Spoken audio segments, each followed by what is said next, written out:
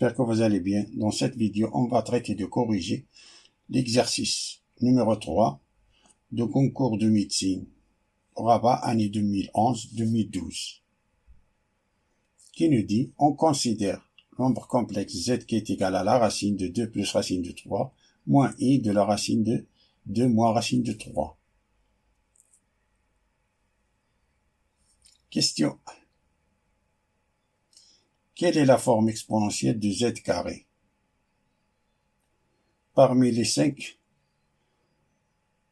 réponses proposées, il faut cocher la bonne réponse. On a z qui est égal à la racine de 2 plus racine de 3 moins i racine de 2 moins racine de 3.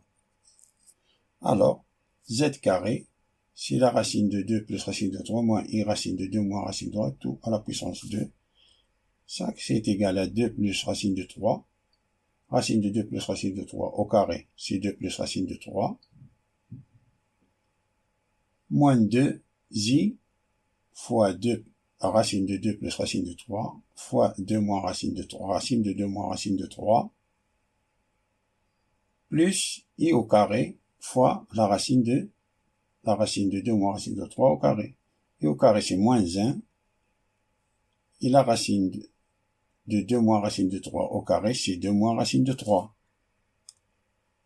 Ça qui est égal, on a 2 moins 2, c'est 0. Racine de 3 moins racine de 3, c'est 2 racine de 3. Moins 2i, on a ici la racine de 2 plus racine de 3 fois la racine de 2 moins racine de 3. C'est la racine de 2 plus racine de 3 fois 2 moins racine de 3. Et ça, c'est 4 moins 3, c'est 1. Enfin, est égal à 2 racines de 3 moins 2i.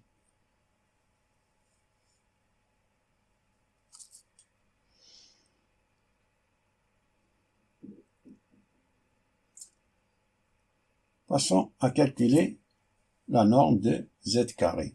Le z carré, c'est la norme de 2 racines de 3 moins 2i, qui est égale 2 racines de 3 au carré plus moins 2 au carré, qui est égal, ça c'est 3 fois 4, c'est 12. 12 plus 4, c'est 16. Alors, c'est la racine de 16 est égale à 4. Alors, factorisons l'expression de z carré, c'est-à-dire cette expression, par 4. Alors, on a z carré est égal à 4 facteur de 2 racines de 3 sur 4 moins i 2 sur 4, qui est égal à 4 racines, ça c'est racine de 3 sur 2, moins i fois 1 demi, ça c'est 1 demi, ça est égal à 4, ça c'est cos de pi sur 6, moins i sin de pi sur 6. Et comme on sait que la fonction cosinus est une fonction paire, et la fonction sinus est une fonction impaire, alors ça est égal à 4 facteurs de cos de moins pi sur 6, plus i sin de moins pi sur 6, car sinus de moins pi sur 6, c'est moins sin de pi sur 6, et cos de moins pi sur 6, c'est cos de pi sur 6. Et ça, c'est 4, ça c'est sous forme, z carré sous forme trigonométrique, et sous forme exponentielle, c'est 4 exponentielle de i de moins pi sur 6. Ça c'est modulo de pi. Donc la proposition B est vraie. Passons à la question numéro 2, qui nous dit quelle est la forme exponentielle de z. Attention, je demande de z.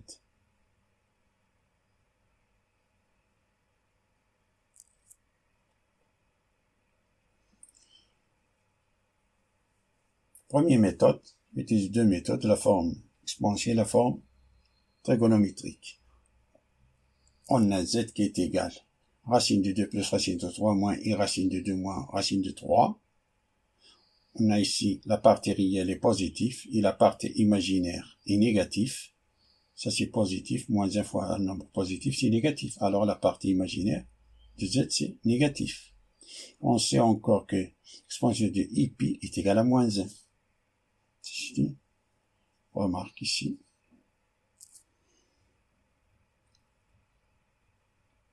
Alors, z carré qui est égal à 4 exponentielle de i de moins pi sur 6 modulo de pi. d'après la première question,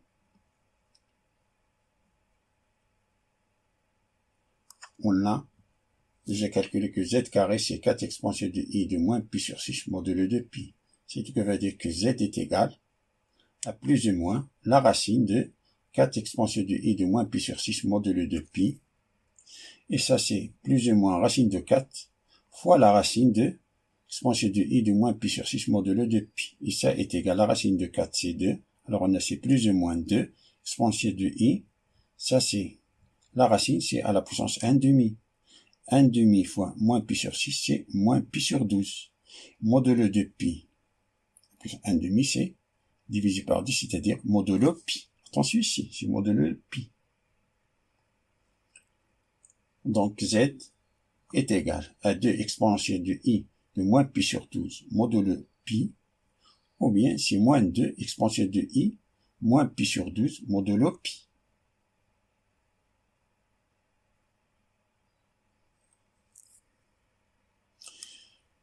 D'un cercle trigonométrique, on sait que la partie colorée en bleu, c'est que sinus est positif. De 0 à pi, sinus est positif. Et de pi jusqu'à 2pi est négatif.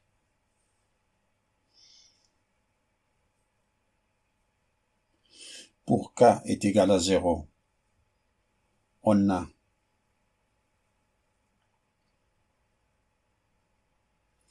on a 2 exponentielle de i de moins pi sur 12. Modulo pi, c'est-à-dire kpi, plus kpi. Pour k est égal à 0, c'est 2 de i de moins pi sur 12. Pour k est égal à 1, c'est moins pi sur 12 plus pi.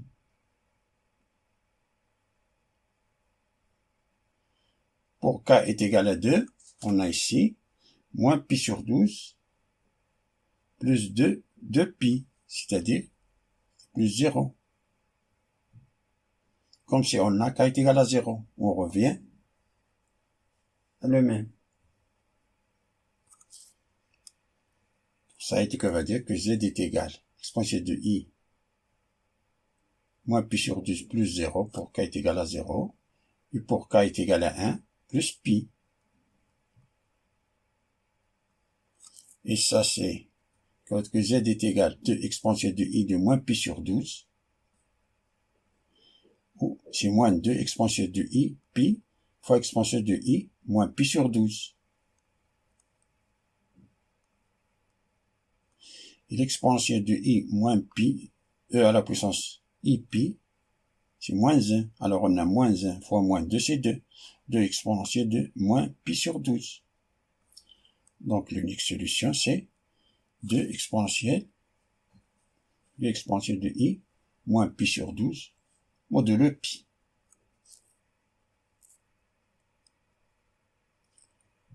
Donc la proposition D est vraie. Une deuxième méthode, on a z qui est égal à 2 exponentielle de moins pi sur 12, où z est égal à moins 2 exponentielle de i de moins pi sur 12, d'après ce qui précède. Ce qui va dire que z est égal, sous forme trigonométrique, c'est 2 cos de moins pi sur 12 plus i du signe de moins pi sur 12, ou qui est égal à moins 2 cos de moins pi sur 12 plus i signe de moins pi sur 12. Ça qui est égal 2 cos de moins pi sur 12 plus i signe de moins pi sur 12, ou qui est égal à 2 facteurs de moins cos pi sur 12 moins i signe de pi sur 12. C'est-à-dire z est égal à 2 cos de moins pi sur 12 plus i signe de moins pi sur 12, où z est égal à cos, on a moins cos de alpha et moins signe de alpha. Alors, on sait que cos de pi plus alpha, c'est moins alpha, et signe de pi plus alpha, c'est moins signe de alpha. Alors, l'addition pi, c'est pi plus moins pi sur 12, plus i signe de pi moins pi sur 12.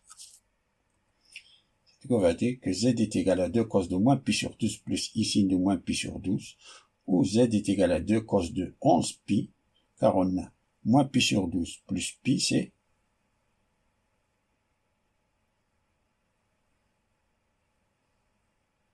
plus pi, ça c'est 12 moins pi, c'est 11 pi sur 12. 11 pi sur 12. Ça c'est faux, ce n'est pas une solution, car on a la partie imaginaire. On a dit avant que la partie imaginaire de z, ça c'est z, on a partie imaginaire est négatif. Ici, signe de 11 pi sur 12, on a 11 pi sur 12 est ici plus ou moins. Et la sinus ici est positif. Partie colorée en bleu est positif. Sinus est positif. Et 11 pi sur 12, il est là à peu près. 11 pi sur 12 est positif. Donc, cette solution est fausse.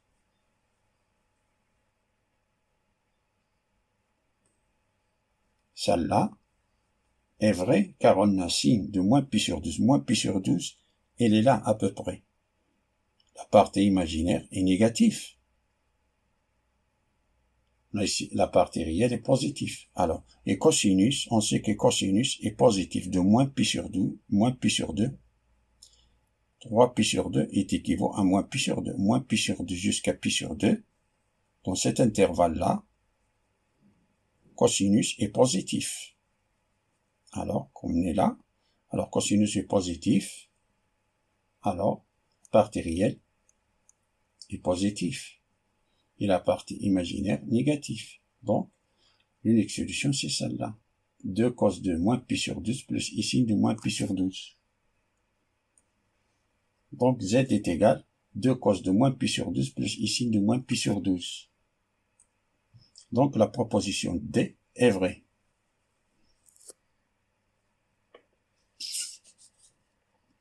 Passons à la question numéro 3.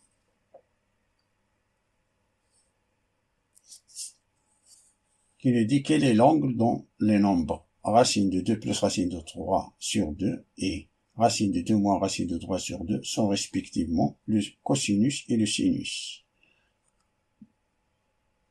Parmi les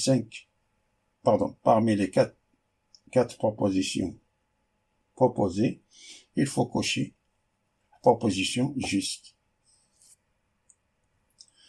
On a z qui est égal à 2 exponentielle de i de moins pi sur 12 est égal à 2 cos de moins pi sur 12 plus ici de moins pi sur 12.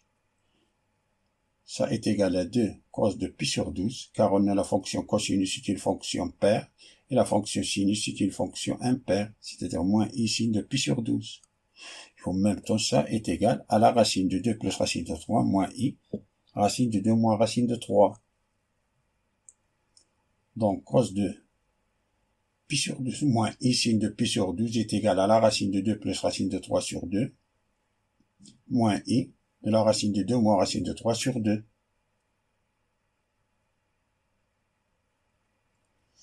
Que va dire que cos de pi sur 12 est égal à la racine de 2 plus racine de 3 sur 2, et sinus de pi sur 12 est égal à la racine de 2 moins racine de 3 sur 2. Donc la proposition A est vraie.